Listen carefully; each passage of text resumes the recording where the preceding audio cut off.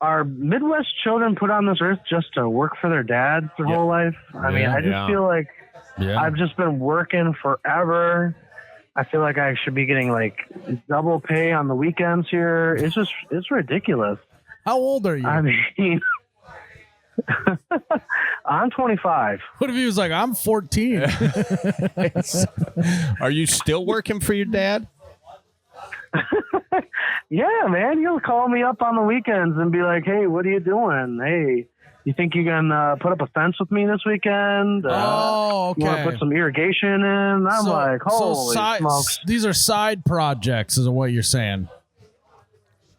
Yeah, it's a million projects that he's got all these ideas. He's a handyman. He's retired. He's got all the time in the world. He's got all these ideas. And so I'm like number two here. I'm like the second work guy on the force here. And I got my own life, but I'm just wondering, now that I'm a father, should I be doing the same to my children as they grow up? Just work them every second that they're alive? I don't know. I think it's only fair. Like it, Yeah, it's only fair to you.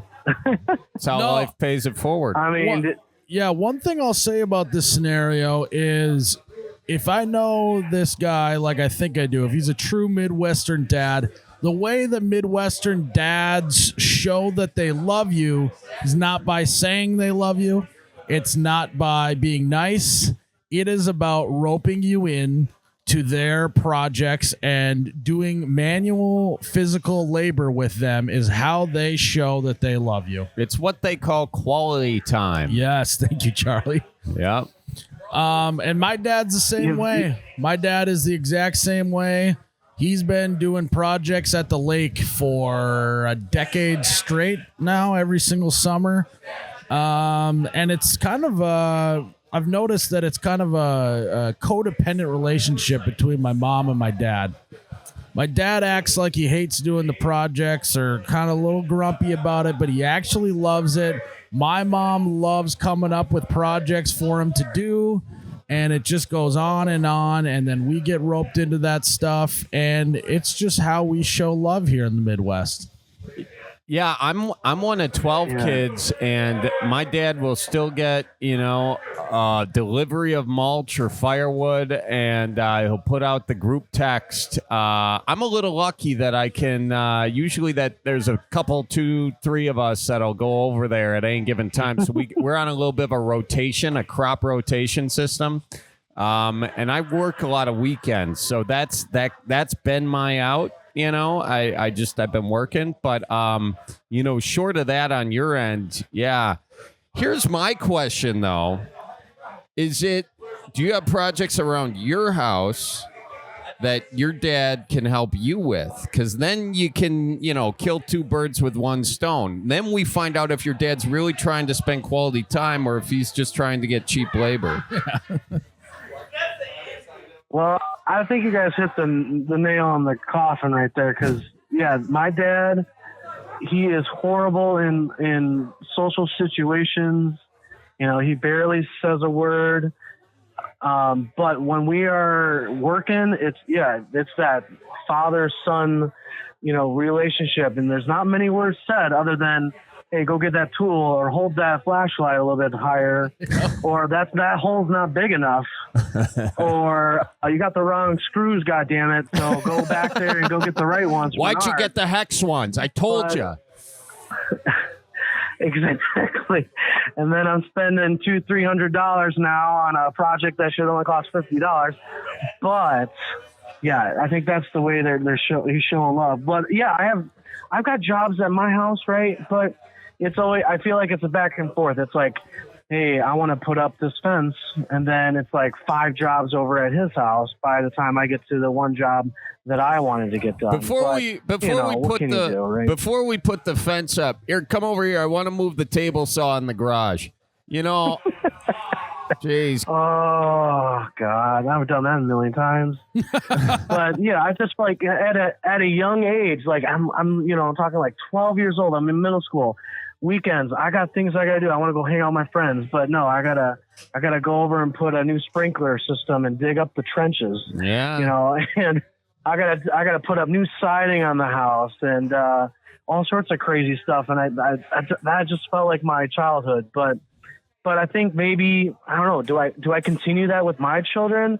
Is that a good way to build a relationship with my children now? Is, hey, we're going to be doing all these jobs around the house just like I was doing. I don't know. Well, the other end of it is if you don't do any of that with your kids, they don't know how to do any of it. And then they're the person that's always spending money their entire lives trying to hire people. People are taking advantage of them because they don't know the way to do it. Well, there's only two options for your kids, honestly, Charlie. What's that? Either you work them like your dad worked you, or they get into drugs and they go to jail. And your dad is just preventing you. Every day you wake up without a drug addiction, you thank your dad for working your ass to the bone. You could have been smoking weed behind the wood shop at school on the weekends, but instead you were working. You turned out to be a pretty good citizen, don't you think? Yeah. Oh, God. I guess. I am a pretty clean person, I guess. So maybe deep down I should have been, applauding his efforts. Yeah, maybe you're right. Yeah. It's kind of like, how do you stop drinking, Charlie? You don't go to the bar. Says two guys sitting at the bar. Yeah, I'm not saying you do that, but if you theoretically wanted to stop drinking, I don't know why, that's what you would do. That's one way to do it. Bar. One way to do it. So how old are your kids? Oh, they're young. They're 2 years old. Oh, that's old enough to start moving. So they got some time. No. Yeah, no. I'm like every. They don't got time. They got to start now. Yeah, exactly. Every time I'm doing dishes, I'm just thinking, God, in a couple more years, I'm getting a little Jimmy up here. He's going to be washing these dishes now. Oh, yeah. Can't wait for him to start mowing the lawn. It'll be a good time. Yeah. I can't wait to pass the torch. Exactly. You got to get your investment back on those kids. Exactly. It is an investment. Right. Also, sure. I got something I want to... Well, go ahead. Hold on. What do you do for a living? Go ahead. Work at a warehouse. Okay. Say if you were self-employed, you then can write your kids off on taxes. Have them be an employee of the company, you get like $13,000 a year or something like that. Pretty smart. That is pretty smart. Yeah. So that's another good way to do it. But anyways, what were you gonna say? Oh, I just have something that I want to buy, sell, or trade. Nice. Hey, is that a table saw? Oh. No, it's about 15 pounds of wallpaper I just took off with my dad. So if anybody wants to buy 15 pounds of wallpaper I've stripped off the kitchen, plaster that on someone else's house, it'll sell for about $3. Do you get a good tear on it, or is it all stripped up and everything? What do you mean? You're trying to sell used wallpaper? Yeah, that was the last job I got to do for the last, 2 weeks now. Is stripping wallpaper off of his kitchen because he's redoing it. So how do you get wallpaper? They're scraping away. How do you get wallpaper off that's still usable? You got magic? What's going on? Dumbledore show up? Oh, no. I'm not going to say it's usable. I don't know what you would use it for, but if anybody needs any used wallpaper that's, half destroyed with a bunch of chemicals, yeah, I got it. Dude, I took off so much wallpaper as a kid. Let me ask you this. How many layers of wallpaper was there? Did they wallpaper over the old wallpaper? Was it one of those jobs? No, it wasn't one of those jobs. Thank God. It was just the outside layer and then the glue layer. The glue layer. But the glue layer... It's the worst. The glue layer wasn't taking any of the chemicals. So I had to buy what diff or something like that. 3 coats of that. Finally was coming off a scraper. Broke a couple of scrapers. Yeah. Some plastic by ones. slamming them against the wall. It was ridiculous. I think I know what happened here. What? His dad told him to take the wallpaper off nicely, kind of like your grandma telling you not to rip the wrapping paper on Christmas so she can reuse it. Yeah. He's like, that's good stuff. We can reuse that. You better take that off nicely. And it's like he's just chiseling, and finally it ripped.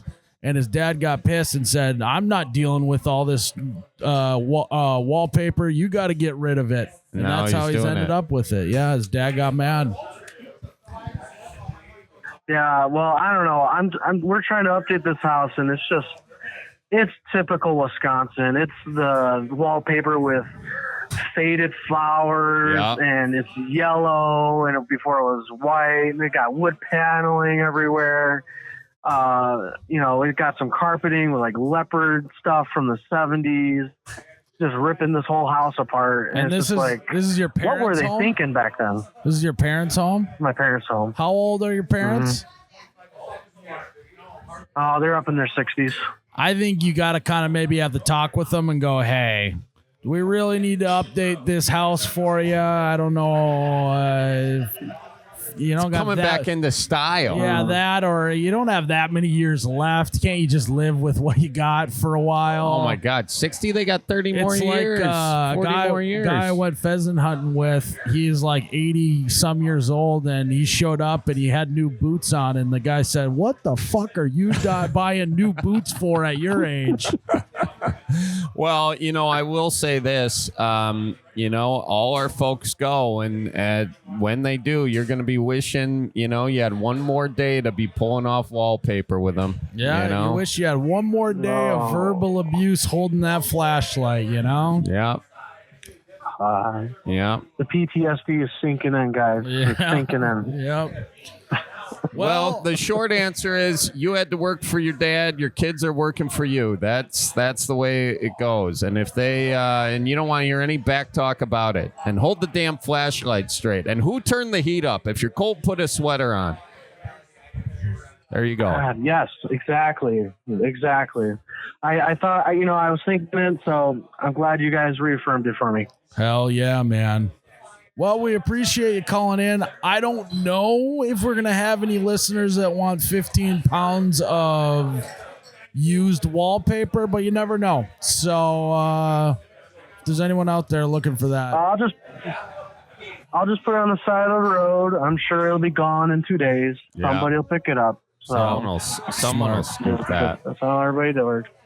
Well, man, thanks for Well, calling I appreciate it, boys. Tell your dad we say hi. Thank you very much. Oh, we will. Real good. Watch out for deer. You too now. Isn't it quite amazing, Charlie, how we all just live the same life? Seriously. It's just the world keeps turning and everything is the same. I'm very thankful that there are 12 kids in my family. Growing up as the second oldest, always the guy. I got a job so I could start getting paid for the work. Yeah. That's why I got a job early. One of the projects my parents had me do at the cabin, they have a back garage with an upstairs. It looks like a barn, I've basically. Seen it. Yeah, I've yeah. been there. Well, the upstairs already had some sheetrock up, but they wanted to insulate it. Uh-huh. And there was no way he was taking the sheetrock down to insulate it, then put the sheetrock back up. So instead, we punched a hole in the wall. And then sprayed in it? And no, me and my brothers, and it was in the middle of winter, no heat, had to shimmy on the other side of the wall because there's like a little bit of a gap between the wall and the slant of the barn roof. Uh-huh. We had to shimmy and put up insulation on the other side of the wall in dead of winter. And he had this like little space heater that would only heat that corner of the room. And then at the end of the winter, as we were doing work up there, he brought out this propane heater and he lit it up and it made everything hot and we got sweaty. And it was like in March when we didn't need it anymore. And we're like, what the where was this thing when it was -10 out and we were shimmying behind the wall? So that call was very real for me, Charlie. Yeah.